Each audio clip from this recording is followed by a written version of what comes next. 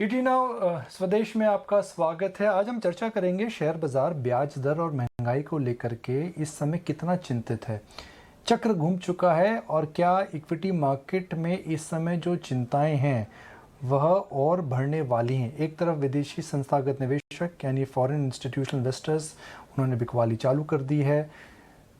सब बड़ी central bankers का मानना है इन्फ्लेशन वापस आ चुका है और जल्दी जाएगा नहीं। एक ये जो कम्युनिकेशन है इसमें एक बड़ा चेंज यही आया कि इन्फ्लेशन इस समय आ चुकी है और रहेगी।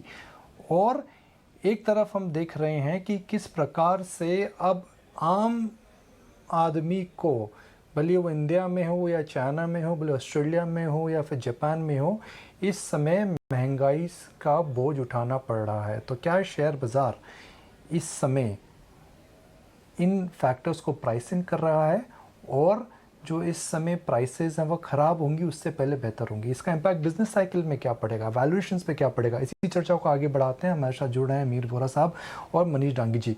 हमारे दर्शकों को मैं बताना चाहूँगा, मनीष पिछले 6 महीने से ईटी नाउ स्वदेश पर हमारे साथ चर्चा पे जुड़े हुए हैं। वो लगातार हमारे दर्शकों को बता रहे हैं कि भाई संभल के रहिए, महंगाई वापस आ रही है, बॉन्ड यील्ड ऊपर जा रही है और इस समय एक निवेशक को कैश पर रहना चाहिए।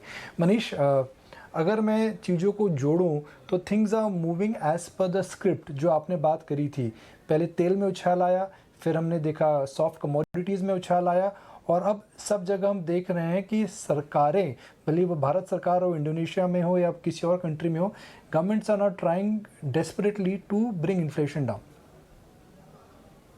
बिल्कुल निकुंज।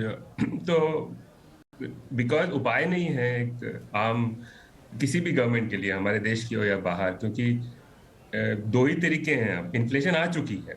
जो हम 6-7 महीने पहले बात कर रहे थे कि वो सारा माहौल बन रहा था कि महंगाई बढ़ेगी, न सिर्फ डेवलप्ड कंट्रीज में, अमेरिका में, बट ऑल्सो इंडिया में भी इन्फ्लेशन आ जाएगी। तो वो तो आ चुकी है अब।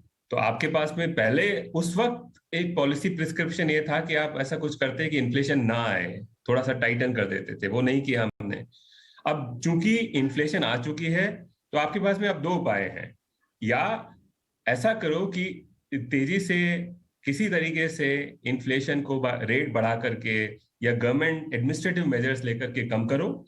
तो अगर ऐसा करोगे तो बिजनेस साइकिल जिसको आप बोले वो स्लो डाउन हो जाएगा, थोड़ा इन्वेस्टमेंट में धीमापन आएगा, हाउसिंग मार्केट में थोड़ा धीमापन आएगा और इवेंचुअली जो है वो महंगाई की दर जो है वो धीरे धीरे धीरे कम हो जाएगी। उसमें हम साल 2 साल का हमारा नुकसान होगा, लेकिन इवेंचुअली बहुत बड़ा नुकसान नहीं होने वाला। दूसरा निकुंज, एक गवर्नमेंट के पास में ये उपाय है कि अभी आंख बंद करके जिस तरह से पिछले 6-12 महीनों से बैठे हुए थे वैसे के वैसे ही रहें। तो ये जो महंगाई है वो एक गुण की तरह है। वो पहले शुरू में आती है और फिर सब जगह फैल जाती है। तो ये बहुत समय तक अगर इन्फ्लेशन अब और रहा तो शायद 5-7 साल का नुकसान हो जाएगा। तो इसके लिए अब पॉलिसी मेकर्स को, मेरा और पूरी दुनिया में पॉलिसी मेकर्स का अंडरस्टैंडिंग यही है कि अब आप किसी भी तरीके से इन्फ्लेशन की या प्राइस की जो महंगाई की दर है उसको कम करें। और उसके लिए रेटों को बढ़ाया जा रहा है। इसलिए हमारा 10 साल का बॉन्ड 7, 7.25 हो गया है। थोड़े दिनों में 7.5, 7.8 हो जाएगा, कुछ महीनों में। तो इसके लिए माहौल अभी भी निकुंज वही है जिसके अंदर इन्वेस्टर को रिंग के बाहर बैठ करके चुपके से दबक के रहना चाहिए, कैश पे ही रहना चाहिए। मनीष, एक सिंपल फॉलोअप सवाल, उसके बाद मैं मीर के पास जा रहा हूँ। तो मनीष, अगर महंगाई आ चुकी है और आदमी अगर कैश पे रहेगा तो कैश में तो आपको रिटर्न भी नहीं मिलेगा। तो महंगाई के समय में प्राइसिंग पावर अर्थात इक्विटीज़ क्यों नहीं लेना चाहिए? बेसिक बुनियादी सवाल, अगर आप कैश में रहेंगे तो कैश की वैल्यू इन इन्फ्लेशनरी इन्वायरमेंट कम होगी। जो इक्विटी है वो है क्या? एक आम कंपनी के कई आगे आने वाले सालों का जो कैश फ्लो है उसको डिस्काउंट करके जो भाव आता है वो इक्विटी है। आप 10-10 रुपए हर साल कुछ ग्रोथ मान करके अगर कमाएंगे तो उसका वैल्यू आज अगर किसी डिस्काउंट डील पे 7 या 8 या 10 या 12% पे अगर करेंगे तो उसका शायद भाव 100 रुपए आता है। उसको हम प्राइस वर्सेस अर्निंग्स को पी रेशो बोलते हैं। तो अब जब इन्फ्लेशन आता है निकुंज, तो हम अगर पिछले कुछ 50-100 साल की स्टडीज को देखें अलग अलग देशों में, जहां जहां इन्फ्लेशन आया है वहां पे इक्विटी मार्केट का जो रिटर्न है उन पीरियड्स में कमजोर होता है। रियल रिटर्न्स एक्चुअली कई बार भयंकर नेगेटिव हो जाता है और बहुत ज्यादा वोलेटिलिटी रह जाती है। उसका वजह यह है निकुंज कि एक तो अर्निंग्स जो है वो, जब सप्लाई साइड की वजह से इन्फ्लेशन आता है तो अर्निंग्स का जो ग्रोथ है वो काफी धीमा हो जाता है। उसकी वजह से ईपीएस का ग्रोथ जो आज अजम्पशन है पूरे मार्केट का, वो शायद स्टैग्नेशन की वजह से जो अर्निंग्स का ग्रोथ कम हो जाता है। दूसरा जो है, अक्सर देखा गया है पिछले 100 सालों में कि जब जब इन्फ्लेशन आता है तो पी रेशियो जिसको बोलते हैं, मल्टीपल्स जो बोलते हैं अर्निंग्स को, वो भी काफी कम हो जाता है ना। 1965 से 1982 का जो ग्रेट इन्फ्लेशन एरा था, सब जगह, ना सिर्फ यूएस में, सब जगह पी रेशियो जो है 1/3 हो गए थे उन 17 सालों में। तो इसलिए दोनों अर्निंग्स का ग्रोथ और पी रेशियोज दोनों कंप्रेस हो जाता है। उसके कई सारे थियोरेटिकल रीजन है, मनी इल्यूजन इफेक्ट है। एक आम आदमी को मैं ऐसा समझाऊं कि अगर आपको पता है कि हमारे देश के गवर्नमेंट बॉन्ड में ही 8% मिल रहा है, तो आप सोचेंगे कि मैं क्यों इतना माथापच्ची करूं और किसी स्टॉक में पैसा डालूं जो इतना वॉलेटाइल है। तो उसके लिए आपका जो डिमांड है, उससे एक्सपेक्टेशन जो है स्टॉक से, वो काफी बढ़ जाता है। उसकी वजह से इन पीरियड्स के अंदर निकुंज स्टॉक मार्केट्स अच्छा नहीं करते हैं हिस्टोरिकली। मीर, अब बात करते हैं कि इक्विटी मार्केट में एक जो हाई इन्फ्लेशन, स्लो ग्रोथ, या हम उसको स्टैगफ्लेशन बोल सकते हैं, वह सिनारियो कितना इस समय फैक्टर इन हो चुका है। जो आज हम बात कर रहे हैं मीर, शेयर बाज़ार उसको या तो फैक्टर इन कर चुका है या करने वाला है। तो आपको क्या लगता है, शेयर बाज़ार फैक्टर इन कर चुका है या करने वाला है? बिल्कुल निकुंज, ये प्रोसेस स्लोली चालू हो चुका है, लेकिन एक बहुत ही इंपॉर्टेंट चीज है कि अगर हम मार्केट को निफ्टी बोलते हैं तो एक अलग सिनारियो पेंट होता है, और अगर हम इकोनॉमी को देखें तो शायद अलग सिनारियो पेंट होगा। इसकी वजह यह है कि निकुंज, आप अगर देखें तो निफ्टी का करीबन 35-40% जो है वो फाइनेंशियल्स है, करीबन 15 से 20% जो है वो आईटी सर्विसेज है, और कम से कम 15 से 20% जो है वो commodities and energy link complex है। उसमें आपका जो रिफाइनरीज आ गए, पेटकेम आ गए, रिलायंस आ गया, रिलायंस है, कोल इंडिया, वो उस तरह की कंपनियां हैं, एंड और एक 5-7% जो है यूटिलिटीज भी है। तो निफ्टी का जो, अगर हम मार्केट को रिप्रेजेंट करने को बोले, तो वो जो अर्निंग्स है काफी रेजिलियंट है। तो इतनी जो लास्ट 1-3-4 महीने में जो इतनी इन्फ्लेशन की स्केयर आई है, तो भी आप अगर निफ्टी के एग्रीगेट जो प्रॉफिट अर्निंग्स हैं वो चेंज नहीं हुए, और उसकी ये वजह है कि जब इंटरेस्ट रेट ऊपर जाते हैं तो बैंकिंग को नेट नेट फायदा होता है on the profitability. IT services को इंडियन इन्फ्लेशन से कुछ लेना देना नहीं है, तो ये एक बड़ा प्रॉफिट पूल हो गया। एनर्जी कंपनीज हैं, जो कमोडिटीज कंपनी है, उनको तो वैसे ही फायदा हो रहा है क्योंकि ग्लोबल कमोडिटीज ऊपर जा रहे हैं। तो अगर हम निफ्टी को मार्केट बोल रहे हैं तो नेट नेट लेवल पे अभी तक अर्निंग्स डाउनग्रेड नहीं हुए, अर्निंग्स बरकरार है। हाँ, उसमें हम कह सकते हैं कि जो क्वालिटी ऑफ अर्निंग्स है वो शायद डिटीरियोरेट, खराब हुई है, क्योंकि जो हाई क्वालिटी कंपनीज है, जैसे कंज्यूमर कंपनीज हैं, ऑटोमोबाइल्स देख लीजिए, एफएमसीजी देख लीजिए, कमोडिटी यूज लाइक फार्मास्यूटिकल्स देख लीजिए, तो उनके जो पी रेशियोज होते हैं वो हाई होते हैं टिपिकली, बिकॉज लॉन्ग टर्म में कंपनी ज्यादा फास्ट ग्रो करती है, और जो ओल्ड इकोनॉमिक्स कमोडिटीज कंपनी है वो स्लो करती है। तो मार्केट की अर्निंग्स पे अभी तक इतना इम्पैक्ट नहीं दिख रहा, निफ्टी की अर्निंग्स पे इतना इम्पैक्ट नहीं दिख रहा, बट निफ्टी का जो वैल्यूएशन है उसमें हिट आने का जो है वो शुरू हो चुका है। हमने देखा मार्केट जो 18,500 के ऊपर था, अब क्लोजर टू 17,000 के और जा रहा है। तो ये एक पोर्शन है। दूसरा पोर्शन ये है कि जैसे मनीष ने कहा कि व्हाट इज द ऑल्टरनेट।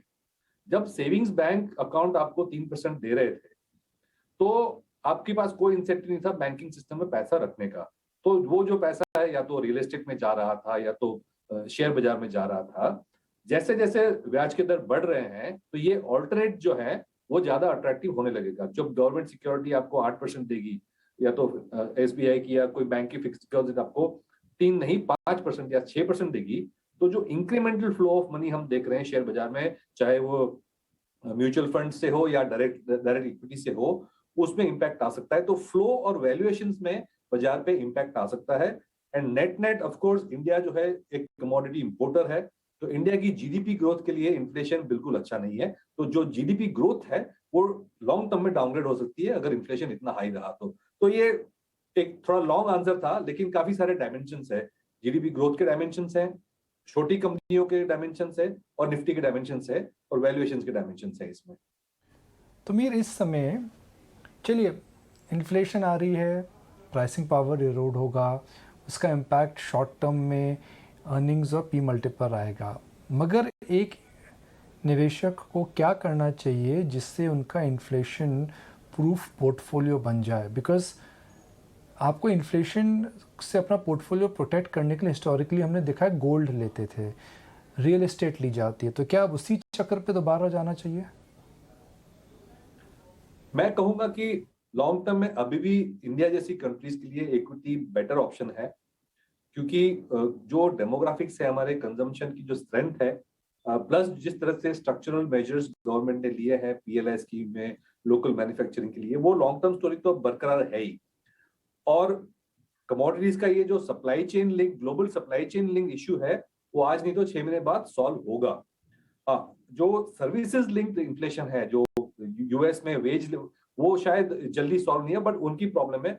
मुझे नहीं लगता है कि ये कमोडिटीज लिंक इन्फ्लेशन है इंडिया के लिए वो बहुत लंबी देर तक चलेगा। ऐसा मेरा व्यू ये नहीं है कि ये तीन साल तक सप्लाई चेन बॉटलनेक्स रहेंगे। चाइना में जो स्टील प्रोडक्शन कम हो रही है, ऑस्ट्रेलिया से कोल की प्रॉब्लम आ रही है, यूक्रेन की वजह से फूड की प्रॉब्लम आ रही है, वो मुझे नहीं लगता ये 6-12 महीने से ज्यादा चलेंगे। तो इंडिया की जो स्ट्रक्चरल स्टोरी है, ग्रोथ स्टोरी, वो इंटैक्ट है। तो equities because of the corporate earning power will be a preferred option for the long term.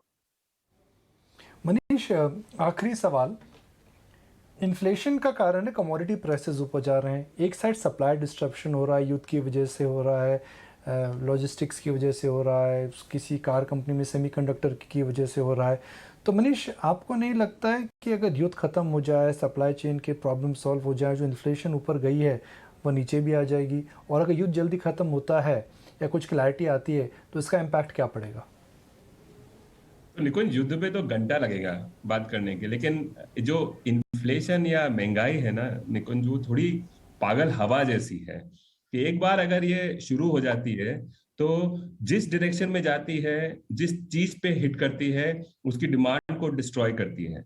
शुरू में वो शायद किसी प्रोडक्ट के लिए अचानक से आज पाम ऑयल के भाव बढ़ गए, तो उतना तक जाएगी इन्फ्लेशन पाम ऑयल की, पाम ऑयल का भाव उतना तक बढ़ेगा कि उसका सब्स्टिट्यूशन हो जाए, यानी कि लोग कुछ भी ना करके किसी और चीज में मूव कर लें। उसके बाद में ऐसा नहीं कि वो इन्फ्लेशन की जो है हवा वो कहीं और चली जाएगी, शायद मूंगफली के तेल में चली जाए, शायद गेहूं के लिए चली जाए, शायद और कपड़ा लत्ते के लिए चले जाए। तो इन्फ्लेशन का ओरिजिन ना हो तब तक ठीक है, लेकिन जब इसका एक ओरिजिन हो जाता है तो उसको दबाने का, उसको फिर से शांत करने का सिर्फ और सिर्फ एक तरीका है, और वो है कि किसी भी दृष्टि से आप अपनी इकोनॉमी को स्लो करें। तो पिछले 6-7 महीनों से निकुंज मेरा यही व्यू है कि अगर पॉलिसी मेकर ने गलती कर दी और इन्फ्लेशन को आने दिया तो आपके पास में कोई उपाय नहीं रहेगा, आपको अपनी इकोनॉमी को, आपके अपने जीडीपी को कम करना ही पड़ेगा।